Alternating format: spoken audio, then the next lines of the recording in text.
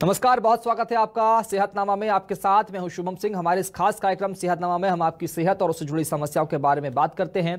आज हमारे साथ मौर हॉस्पिटल रायपुर से हड्डी रोग विशेषज्ञ डॉक्टर डीपी देवांगन साहब जुड़ रहे हैं। सर, स्वागत है आपका न्यूज़ 24 मध्य प्रदेश छत्तीसगढ़ में।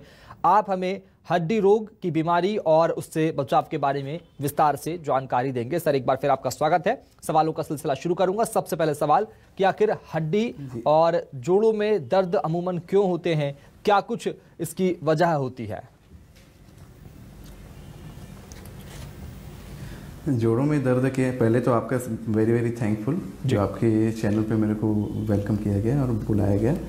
और खासकर ये जो जोड़ों में दर्द होते हैं वो एज के अनुसार डिपेंड करते हैं। छोटे बच्चे हो गए या तो नॉर्मल एज के हो गए या तो ओल्ड एज हो गए, सबके अलग अलग कारण होते हैं और उसके अकॉर्डिंग उसको ट्रीट भी किया जाता है। यूजुअली जॉइंट पेन डिपेंड करता है कैल्शियम में विटामिन B3 जो लेवल होते हैं और उनके कामकाज के ऊपर भी डिपेंड करते हैं कि वो पेन किस वजह से हो रहा है। जी। और जिस तरह से तमाम बीमारियां जोड़ों को लेकर सामने आती रहती है, शीतकाल के मौसम में, ठंड के मौसम में, इन दिनों ज़्यादा बीमारियां इस तरह की सामने आती है। जोड़ों या पेशियों में आने वाली मोच को लेकर क्या कुछ सुझाव आप देना चाहेंगे? ठंड में क्या होता है कि जैसे जो जितने भी मसल्स होते हैं, जो मांसपेशियां होती हैं, वो सिकुड़ जाती हैं। तो यूजुअली हमको ये करना चाहिए कि भी मांसपेशियों को थोड़ा सा वार्म रखना चाहिए, थोड़ा एक्सरसाइज करना चाहिए जो नॉर्मली एक्सरसाइज होती हैं। ठंड में ये सब चीज़ों से, सिकुड़न से या फिर मोच खाने से बचना चाहिए। मोच हो जाता है तो प्रॉपर सलाह लेके, डॉक्टर का सलाह लेके उस चीज़ से आगे बढ़ना चाहिए। गर्दन का दर्द क्यों होता है, क्या कुछ इसके कारण होते हैं, क्या कुछ इसका बचाव और उपाय?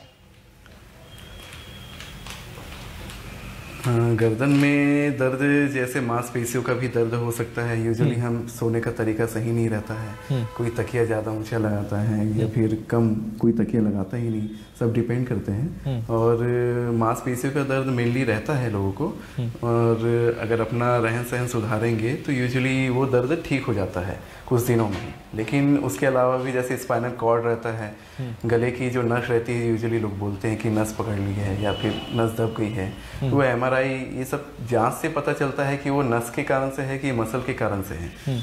अगर नसों का कुछ प्रभाव है तो हम फिर उसके आधार पे फिर उसका ट्रीटमेंट करते हैं। पीठ के दर्द के पीछे क्या वजह होती है, क्या कुछ इसका सुझाव होगा, कैसे निदान होगा पीठ के दर्द का? पीठ के दर्द का भी वही सेम चीज़ है। मसल, यूजुअली मसल ही ज़्यादा अफेक्टेड रहते हैं, लेकिन अगर नसें अफेक्टेड रहती हैं तो फिर MRI में जैसे दो हड्डियां जैसे ऑस्टियोफाइट्स हो गए या तो फिर नसें दब गई हैं, रीढ़ की हड्डी की बीच की गद्दी अगर फट जाती है तो नसें दबती, PIVD बोलते हैं। अगर ऐसा दबता है तो फिर आजकल बहुत सारी ऐसी सर्जरीज हैं। पहले तो दवा से ही हम ट्राई करते हैं, अगर दवा से नहीं हो पाता है तो फिर हम उसको सर्जरी की तरफ ले जाते हैं। जो आजकल बहुत सारी ऐसी चीज़ें हैं जैसे एंडोस्कोपिक स्पाइन सर्जरी है, उससे बहुत सारी चीज़ें बिना चीरफाड़ के भी, कम चीरफाड़ के भी संभव हो जाती है वो सब चीज़ें। जोड़ों का बुखार क्या होता है सर? जोड़ों का बुखार एक्चुअली में वो रहता है, इन्फ्लामेशन रहता है जी। जोड़ों में जैसे इन्फ्लामेशन मीन्स साइनोमाइटिस हो जाना है ना, जॉइंट इन्फ्लामेशन। तो नॉर्मल लोग उस चीज़ के जोड़ का बुखार बोलते हैं जिसमें जॉइंट पेन होते हैं और वो अलग अलग कारण से होते हैं। जैसे इन्फेक्शन हो गया या तो कोई चोट लग गया तो इन्फ्लामेशन हो गया, तो नॉर्मली इन्फ्लामेशन में सिम्टोमेटिक दवा देके ठीक किया जा सकता है। लेकिन अगर कुछ इन्फेक्शन हो गया तो उसका कॉज ऑफ, मेन कॉज को जानकर उसके अकॉर्डिंगली उसको फिर मेडिसिन स्टार्ट किया जाना चाहिए। जोड़ों में सूजन की शिकायत भी इन दिनों सामने आती है, तमाम तरह की बीमारियां सूजन की वजह से हो जाती है, इसके पीछे क्या कुछ वजह होती है? जोड़ों में जैसे इन्फ्लेमेशन होता है, स्वेलिंग होती है, जैसे कई लोग बोलते हैं गठिया वात होता है, संधि वात होता है, सिंपल वात होता है। यूजुअली सूजन होना ओल्ड एज में यूजुअली प्रॉब्लम आता है। गठिया वात में सूजन होना ये कॉमन ही बीमारी है जो लोगों में रहता है और टेस्ट होने पे पता चलता है कि उनको गठिया वात है, क्योंकि वो सुबह सुबह उठते हैं तो उनके जोड़ों में, हाथों में, पैरों में, उंगलियों में दर्द होता है और कुछ 1 घंटे के बाद दर्द कुछ एनाल्जेसिक लेने के बाद ही वो ठीक होता है। तो ये सब कारण रहते हैं जोड़ों में, बहुत सारी कारण और भी हैं ऐसा। हेमार्थ्रोसिस, जिसे जोड़ों में खून भी कहा जाता है, हेमार्थ्रोसिस, क्या कुछ इसके लक्षण होते हैं, क्या कुछ इसके निदान और क्या कुछ उपाय? जी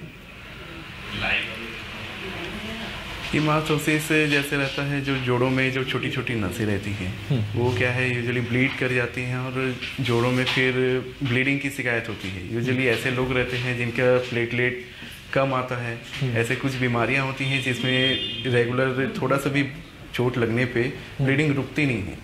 तो ऐसे लोगों में फिर उसका ट्रीटमेंट ही पूरा अलग है और आनुवांशिक तौर से यूजुअली चलता है और उनके बेटे जो उनके जो बाल बच्चे रहते हैं उनमें भी वो होने की आशंका रहती है और उसके लिए भी प्रॉपर ट्रीटमेंट लेना बहुत जरूरी है। हाइड्रोसिस के बारे में विस्तार से बताएं, क्या ये बीमारी होती है, कैसे इसका उपचार हो सकता है आसानी से? सॉरी, हाइड्रोसिस की बात कर रहा हूँ, जोड़ों में अधिक पानी की मैं आपसे सवाल पूछ रहा हूँ कि जोड़ों में अधिक पानी को लेकर ये समस्या कैसी होती है, कैसे इसका उपचार हो सकता है हाइड्रोसिस? जी जैसे जोड़ों में जैसे ज़्यादा पानी भर जाना, तो अक्सर वो जोड़ों में पानी भर जाने का कारण बहुत सारी चीज़ें रहती हैं। कभी चोट लग जाता है तो पानी ज़्यादा भर जाता है और नहीं चोट लगता है तो उसका भी कारण अलग रहता है कि इन्फेक्शन की वजह से वो जोड़ में पानी ज़्यादा भर जाता है। तो हम उसमें से जो भी पानी रहता है उसको निकालते हैं, उसको जांच के लिए भेजते हैं और उसमें क्यों वो फिर वो ज़्यादा हो रहा है, कुछ कीटाणु हैं, वो 2-3 से 4 दिन में उसका रिपोर्ट आ जाता है और उसके हिसाब से फिर हम ट्रीटमेंट एडवाइस करते हैं। कुछ स्प्लिंट्स रहते हैं, ज़्यादा मूवमेंट उस समय नहीं करना होता है, 4-5 दिन के बाद फिर से उसको फॉलोअप में लेके उसको ट्रीटमेंट को किया जाता है। डॉक्टर साहब, ये एनकाइलोसिस क्या होता है और कैसे इसका उपचार होता है और किन उम्र दराज लोगों में, क्या सिर्फ वरिष्ठ लोगों में, बुजुर्ग लोगों में इस तरह की बीमारी होती है जोड़ों में अकड़न को लेकर? जी, एंकाइलोसिस जो होता है यूजुअली जैसे जैसे एक जोड़ होता है तो हड्डियां आपस में जोड़ बनाती हैं, वो आपस में जोड़ना शुरू हो जाता है, ज़्यादा बोन बनना, वो बोन आपस में ज़्यादा बन जाती है जिससे वो जोड़ नहीं रह पाता, वो फिर मूवमेंट वहाँ पे बंद हो जाता है, धीरे कम होता है, फिर धीरे धीरे बंद हो जाता है। तो रेगुलर एक्सरसाइज मेन उसका इलाज है कि वो जो मांस रहती है जिसके एंड्स रहते हैं वहाँ पे जो ऑस्टियोफाइट्स बनते हैं और जो एक्स्ट्रा बोन्स बनते हैं उसको बनने ना दिया जाए और मसल अपने तंदुरुस्ती रहे और एंकाइलोसिस में यही है। और एंकाइलोसिस की बीमारी की हम बात कर रहे थे, ये कौन कौन से उम्र के वर्ग के लोगों में होती है? क्या बच्चों में भी इसकी शिकायतें सामने आती है? बच्चों में सामान्यतः ये कम ही रहता है और middle age and old age में यूजुअली देखने को मिलता है। और जोड़ जब जाम हो जाता है, जब एक्सरे करते हैं तब पता चलता है कि उनको ऐसी बीमारी, ऐसे लक्षण दिख रहे हैं, फिर कुछ टेस्ट किए जाते हैं जिससे वो पता चलता है कि हाँ ये कंफर्म है और ये हो रहा है ऐसे करके।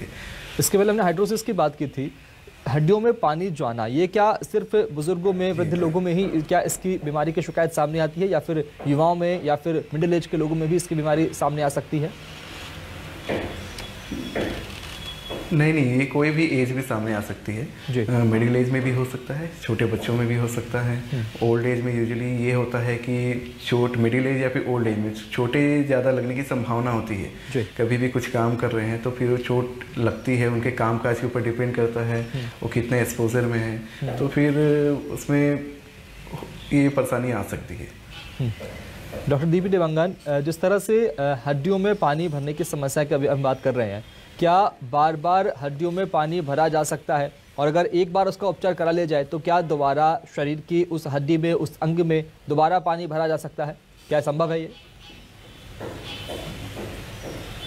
बिल्कुल संभव है जी।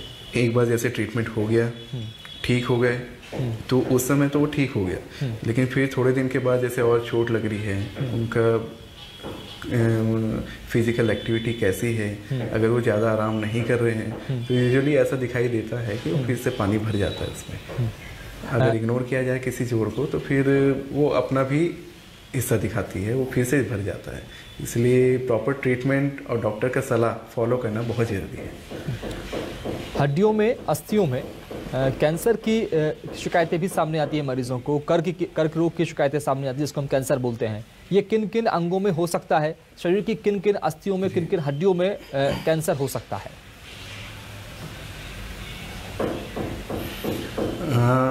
हड्डियां तो सभी हड्डियों में हो सकता है जी, और लेकिन जो लॉन्ग बोन्स रहते हैं, लॉन्ग बोन्स में अलग अलग पार्ट रहते हैं। एपिफाइशियल पार्ट में जो होता है वो अलग तरह की कैंसर यूजुअली जो सामान्य रूप से देखे जाते हैं। डाइफाइशियल में से जो बीच के हिस्से रहते हैं उसमें हड्डियों के बीच के हिस्से में उसमें अलग तरह के कैंसर होते हैं। जो मेटाफाइशियल रीजन रहते हैं वहाँ पे अलग तरह के कैंसर्स दिखाई पड़ते हैं।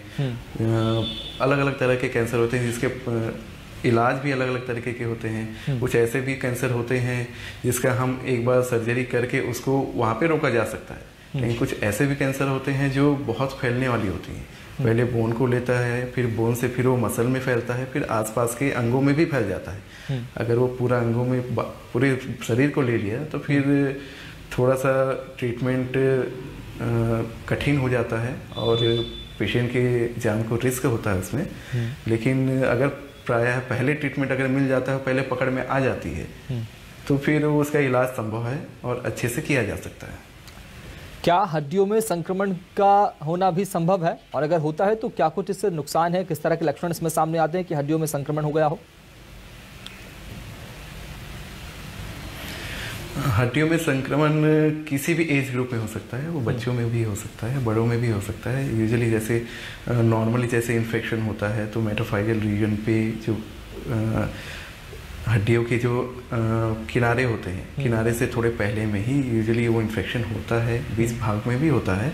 लेकिन अगर चोट लग जाए, चोट लगने के बाद से अगर उसको इग्नोर किया जाए कि हड्डियों तक चोट पहुंच गई है और उसको इग्नोर किया जा रहा है, तो फिर वहाँ से इन्फेक्शन हड्डियों में पहुँच सकता है। और हड्डी में इन्फेक्शन पहुँचने के बाद उसको दूर करना बहुत मुश्किल रहता है। लेकिन प्रॉपर ट्रीटमेंट से वो भी ट्रीटमेंट संभव है। और यूजुअली उसका इलाज शुरू में प्रायतः दवाइयों से होता है, नहीं होता है तो फिर उसका ऑपरेशन किया जाता है, जिसमें अलग अलग तरीके की विधि हैं जिसमें इन्फेक्शन को दूर किया जा सकता है बोन की।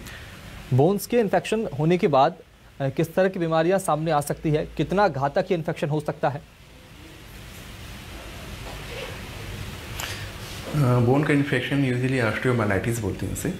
और अलग अलग कीटाणु जो उसमें रहते हैं, कीटाणु को ट्रीट किया जाता है ताकि वापस इन्फेक्शन ना हो।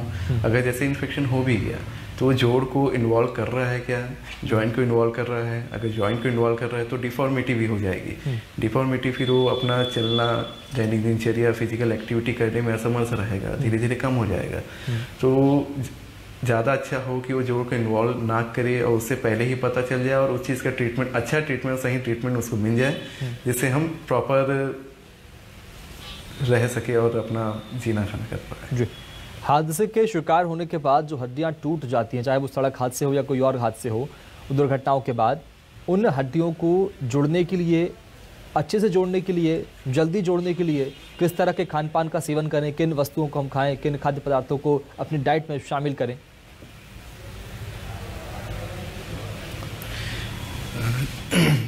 जैसे चोट हो जाती है, हड्डी टूट जाती है, तो नॉर्मली तो जैसे ट्रीटमेंट हो, डिपेंड करता है कि वो ट्रीटमेंट कैसे लिए हैं। अगर उनका कुछ सर्जरी हुआ है या फिर प्लास्टर या फिर स्लैब कास्ट में कन्वर्ट हुए हैं, अगर ऐसे ट्रीटमेंट हुए हैं तो अपना खान पान जैसे रहता है, जो नॉर्मली हरी साग सब्जी वो खाएं, दूध लें, अंडा लें और एक्सरसाइज करना। नॉर्मली अगर वो डॉक्टर का सलाह दिया गया है और फिजियोथेरेपी हो रहा है, प्रॉपर जो नॉर्मली एक्सरसाइज कर रहे हैं वो फॉलो करना बहुत ज़रूरी है।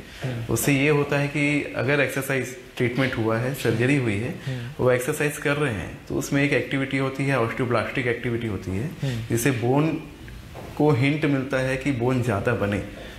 तो अगर हम एक्सरसाइज नहीं करेंगे, नॉर्मली एक्सरसाइज नहीं करेंगे, तो ऐसा हमारे दिमाग से हिंट भी जाता है कि फिर वो बोन ना बने। एक्सरसाइज प्रॉपर करेंगे तो फिर ऐसा भी हिंट जाता है कि बोन बने और उस चीज़ को जल्दी हील करें। किस उम्र में फ्रैक्चर जल्दी जुड़ने की संभावना होती है? किस उम्र में जल्दी से हड्डियां, टूटी हुई हड्डियां जुड़ जाती हैं?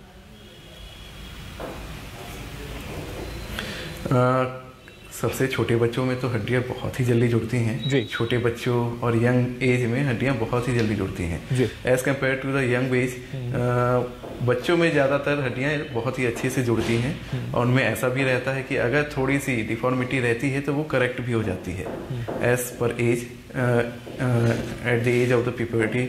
आफ्टर प्यूबर्टी देन थोड़ा सा कठिन हो जाता है, जैसे जैसे उनका खान पान कैसा है, रहन सहन कैसा है, उसके ऊपर डिपेंड करता है कि हड्डी अगर टूट भी गई तो वो कितना जल्दी वो हील पावर रखेगा। ओल्ड एज में यूजुअली रहता है कि कैल्शियम की कमी रहती है, विटामिन D3 की कमी रहती है, जिसके कारण से हड्डियां जुड़ने कम होती हैं। तो हीमोग्लोबिन की कमी, कैल्शियम की कमी और तमाम हार्मोन्स की कमी हड्डियों को किस तरह प्रभावित करती है, उनके विकास में किस तरह, उनकी मजबूती में किस तरह उन्हें असर डालती है? बहुत जो ब्लड की कमी है, ब्लड की कमी से ऐसा होता है कि उसको ऑक्सीजनेशन जैसे नहीं मिल पा रहा है, ऑक्सीजन की मात्रा नहीं मिल पा रही है, तो उससे भी ऐसा होता है कि बोन में हीलिंग पावर कम हो जाता है। जैसे कैल्शियम की कमी है, कैल्शियम ही एक मूल आधार है जिसके कारण से बोन बन पाता है। पहले जैसे कोई हड्डी टूटी हुई है, सॉफ्ट कैलस बनता है, फिर हार्ड कैलस बनता है। तो अगर कैल्शियम की मात्रा डिपॉजिट नॉर्मली हम जो डाइट में लेते हैं वो सफिशिएंट रहता है, लेकिन अगर age by the age old age रहता है तो एडिशनल कैल्शियम और विटामिन D3 की जरूरत पड़ती है, जिससे अगर फ्रैक्चर भी होता है तो वो जल्दी हील हो, उस कैल्शियम से फिर वो डिपॉजिट हो और वो अच्छा से परफेक्ट कठोर हो, हार्ड बने। रीढ़ की हड्डी को दुरुस्त रखने के लिए अगर टूट गई है या उसमें कोई फ्रैक्चर आ गया है, उससे ठीक करने के लिए किस तरह के उपाय और निदान है? क्योंकि रीढ़ की हड्डी शरीर की सबसे महत्वपूर्ण हड्डी होती है, महत्वपूर्ण अंग होता है रीढ़ की हड्डी हमारे शरीर का। जी, रीढ़ की हड्डी जैसे वर्टिब्रा बोलते हैं, वर्टिब्रा कॉलम, किसी भी यूजुअली ऑस्टियोपोरोसिस ओल्ड एज में ये हड्डियां छोटी सी चोट से भी वो टूट जाती हैं। यंग एज में उसके लिए गहरा इम्पैक्ट होना जरूरी है, क्योंकि ये मजबूत हड्डियां होती हैं जो यूजुअली यूज होती हैं और फ्रैक्चर हो भी जाती हैं। उसके अलग अलग ट्रीटमेंट ऑफ चॉइस होते हैं। पहले तो हम कोशिश करते हैं, अगर वो नसें नहीं दबी हुई हैं, हड्डी नसों को प्रभावित नहीं कर रही है, तो हम सर्जरी नहीं करते हैं और उसमें इंस्टेबिलिटी ना हो और वो अपनी जगह में ही फ्रैक्चर्ड है, तो हम उसके लिए ब्रेसेस होते हैं, अलग अलग ब्रेस होते हैं जो पट्टे हम बोलते हैं अपने भाषा में, वो पट्टे को लगाना होता है और कम से कम 1.5 महीने से लेकर 2 महीने 2.5 महीने तक का कोर्स होता है, जो अपने को इमोबिलाइज करके रखना होता है। ज़्यादा भारी भरकम सामान ना उठाएं, अपने नॉर्मली एक्टिविटी करें, आराम करें, प्रॉपर डाइट लें, मेडिसिन लें, उससे धीरे धीरे वो डिपॉजिट होता है और वो बोन अच्छे से बनता है और उसके बाद नॉर्मल एक्टिविटी किया जा सकता है। बाय द वे, जैसे बोन फ्रैक्चर हो गया है, अगर वो नसों को प्रभावित कर रहा है तो हमको उसको सर्जरी करना पड़ता है, उसमें स्क्रूज एंड रॉड डालने पड़ते हैं जिससे वो अपनी जगह से हिले ना और वो फ्रैक्चर पार्ट नसों को मत प्रभावित करे। और जैसे हम लकवा बोलते हैं, पैरालिसिस हो जाता है, तो फ्रैक्चर्ड पार्ट नसों को दबाना शुरू कर जाता है, जिससे दोनों पैरें सुन्न हो जाती हैं, चल नहीं पाते हैं। फिर ये सब चीज़ें हैं जिसमें सर्जरी करनी पड़ती है। बुजुर्गों में यानी हाई एज के लोगों में घुटनों का दर्द अमूमन सामने आता है। 50 साल से अधिक उम्र के लोगों में घुटनों के दर्द की शिकायतें सामने आना शुरू हो जाती है। कहाँ किस चीज़ की कमी रह जाती है कि दर्द शुरू हो जाता है और क्या कुछ इसका उपचार है?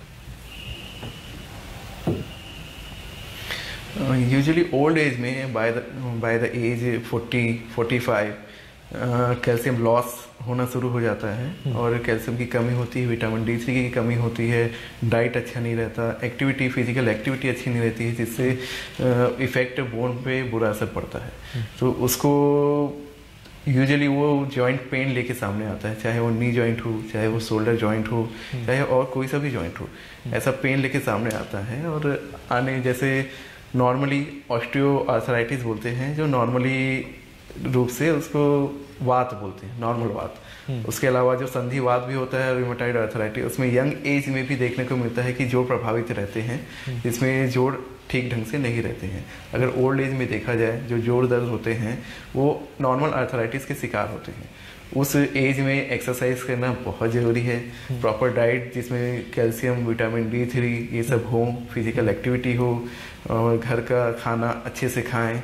और ओल्ड एज में मसल्स भी वीक हो जाती हैं। इसीलिए हम एडवाइस देते हैं कि प्रॉपर सिंपल एक्सरसाइज करें और ऐसे चीज़ों से बचें जो घर पे जैसे स्लिपरी फ्लोर होते हैं, वॉशरूम होते हैं, वहाँ पे थोड़ा सा स्लिप होने से बचें। क्या होता है उससे अगर स्लिप होते हैं तो फिर हड्डियाँ कमज़ोर रहती हैं, वो टूटने के चांसेस रहते हैं कम। चोट से भी, माइनर ट्रॉमा से भी बड़ी चोटें सामने आती हैं, तो ये सब ओल्ड एज में देखने को मिलती हैं। अब बात खान पान की करेंगे, किस तरह के फलों का, सब्जियों का सेवन हम करें जो हमें अच्छी डाइट पहुंचाए शरीर को, हड्डियों की दुरुस्त करने को लेकर, हड्डियों को मजबूत करने को लेकर, उन्हें लंबे वक्त तक मजबूत बनाए रखने को लेकर? जी, यूजुअली नॉर्मल डाइट ही रखें। नॉर्मल डाइट में हरी साग सब्जियों को इन्वॉल्व करना है।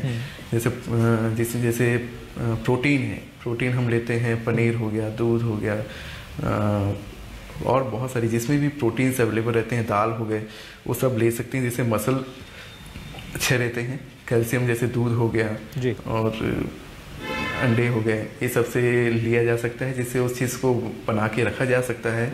मेंटेन करके रखना है कैल्शियम एंड विटामिन D3 हम एक्टिविटी कर रहे हैं, सुबह का धूप लें, धूप से फिर नॉर्मली जो धूप रहता है सुबह 7 से 9 बजे का जैसे धूप रहता है उसको लेते हैं तो विटामिन D3 एक्टिव होता है, एक्टिव होकर कैल्शियम का एब्जॉर्प्शन बढ़ाता है।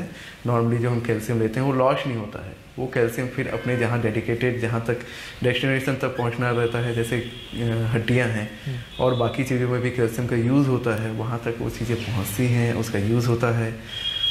तो योग और व्यायाम कितना फायदेमंद है शरीर के लिए, खासकर हड्डियों के लिए? बहुत ज़्यादा फायदेमंद है। नॉर्मली अगर हम बेड रीडर हैं, बेड पे ही कुछ ऐसी बीमारी है जिसमें हम चल नहीं पाते, तो उसमें देखा जाता है कि ऑस्टियोपोरोसिस की चीज़ें देखने को सामने आती हैं, बोन एकदम ही कमज़ोर हो जाता है। लेकिन जो एक्टिव है, जो नॉर्मली हेल्दी लाइफ जी रहा है, उसकी age comparison to bedridden life, bedridden patient, उसकी बोन मजबूत रहती है, कैल्शियम अच्छी रहती है, बोन हेल्दी रहता है।